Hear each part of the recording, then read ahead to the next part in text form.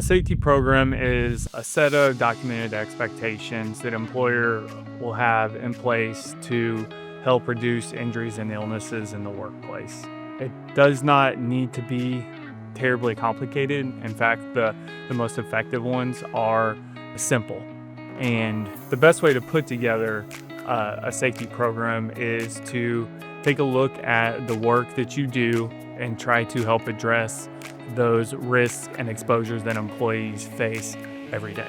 There's essentially 3 steps to a safety program. You have your development, which you come up with the safety expectations that employees need to follow based on the work that your company does. The second would be reviewing that with employees, training them, helping them understand, and documenting that acknowledgement that they know and understand those expectations. And the third piece is following up on that. So we need to monitor, we need to enforce, and we need to update those expectations as the job sites change, as the workplace changes, and as the situations change in general. Those safety expectations need to be updated along with that. You never want to see a safety program or safety expectations that are 5 to 10 years old. They should be reviewed on an annual basis at a minimum, and ideally, as things change, they should be updated. Another piece of having an effective safety program is enforcement. That enforcement activity should be documented.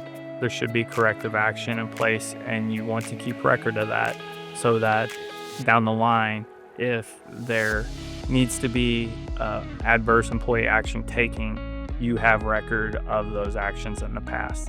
And vice versa, you want to have those positive observations as well. Keep record of those and encourage employees when they are making a safe action in the workplace. And sometimes that is incentives as far as gift cards, t-shirts, apparel, those types of things, but it doesn't have to be physical. It can be just an attaboy or a praise. Those things go a long way for employees.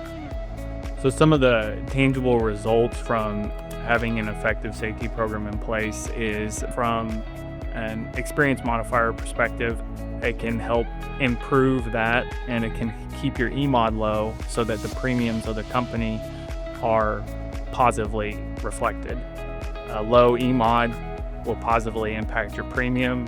Vice versa, if you have more injuries than is expected by NCCI, your premium will be higher than the average.